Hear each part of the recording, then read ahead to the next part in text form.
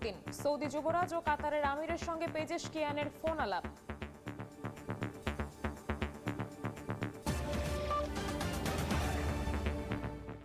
আন্তর্জাতিক সময়ের সঙ্গে আছি আমি শবনব নিবিড়। পাল্টাপাল্টি হামলায় ইরান ইসরায়েল সংঘাত তুঙ্গে। তেল আবিবে দ্বিতীয় রাতের মতো ইরানের ভয়াবহ হামলায় অন্তত 10 জন নিহত হয়েছেন।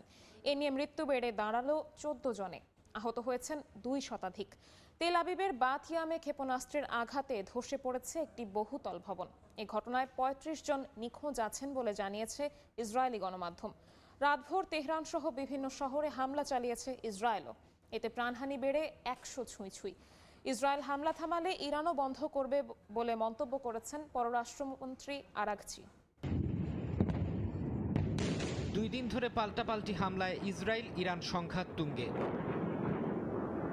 শনিবার রাতেও দফায় দফায় ইরানের ক্ষেপণাস্ত্র হামলায় বিস্ফোরণে কেঁপে ওঠে তেল আবিব, বন্দরনগরী হাইফা সহ বিভিন্ন শহর। বাতিয়াম শহরে বিপ্লবী গার্ডের ক্ষেপণাস্ত্রের আঘাতে ধসে পড়ে বহুতল ভবন। এতে ধ্বংসস্তূপে চাপা পড়েন অনেক ইসরায়েলি। ইরানের দাবি, তারা ইসরায়েলের যুদ্ধ বিমানের তেল উৎপাদন কেন্দ্র ও জ্বালানি সরবরাহ স্থাপনাগুলোতে হামলা চালিয়েছে। ইরানের একের পর এক হামলায় ইসরায়েলে বেড়েছে হতাহতের সংখ্যা। একই রাতে ইসরায়েলও ইরানে দফায় দফায় হামলা চালায়, যার লক্ষ্যবস্তু ছিল দেশটির জ্বালানি ও পারমাণবিক স্থাপনা। নেতানিয়াহু বাহিনীর হামলায় ব্যাপক ক্ষয়ক্ষতি হয় শাহরান তেল শোধনাগার ও বন্দর আব্বাস শহরের গ্যাস ক্ষেত্রের। এদিন ইসাফানে পরমাণু কেন্দ্রেও হামলা চালানোর দাবি করে তেল আবিব।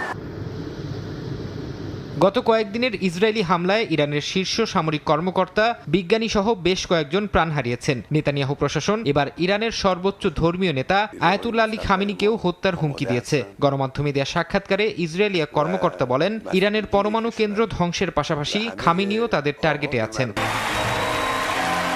চলমান এই সংঘাতে